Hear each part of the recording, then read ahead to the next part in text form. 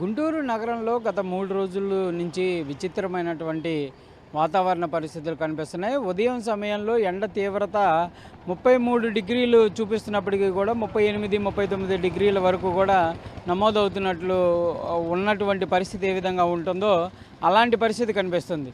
దాంతోపాటు మధ్యాహ్నం 2 గంటలు దాటిన తర్వాత ఒకసారిగా కూల్ అయిపోతున్నటువంటి పరిస్థితి ఉంది. ఆ తర్వాత సాయంత్రానికి వర్షం పడుతుంది. రాత్రి సమయంలో విపరీతమైనటువంటి చలి, అంటే జనవరి లేదే చలికాలం తీవ్రంగా ఉండేటటువంటి సమయంలో ఎలాంటి వాతావరణం ఉంటుందో అలాంటి వాతావరణాన్ని కూడా గుంటూరులో చూస్తున్నాం. ప్రస్తుతం మధ్యాహ్నం 1 గంట దాటినటువంటి సమయంలో వాతావరణ పరిస్థితి ఒక్కసారిగా మారిపోయినటువంటి పరిస్థితులు అయితే కనిపిస్తున్నాయి. ఉదయం నుంచి కూడా ఎండ తీవ్రత విపరీతంగా ఉండి ఈరోజు వెదర్ రిపోర్ట్ ప్రకారం 33 డిగ్రీలు చూపిస్తున్నా ఫీల్ లైక్ 39 డిగ్రీస్ వాతావరణం ఎలా ఉంటుందో అలా ఉంది. ఒకసారి మనం వెదర్ రిపోర్ట్ని కూడా పరిశీలిస్తే మధ్యాహ్నం 3 గంటల తర్వాత వాతావరణం మారిపోయి వర్షం పడేటటువంటి అవకాశాలు ఉన్నట్టు కూడా వెదర్ రిపోర్ట్లో క్లియర్గా తెలుస్తున్నటువంటి పరిస్థితి ఉంది. ఇదే వాతావరణం శాఖ చెప్తున్నట్లే క్లియర్గా గుంటూరులో అయితే కరెక్ట్గా 3 గంటల ప్రాంతానికి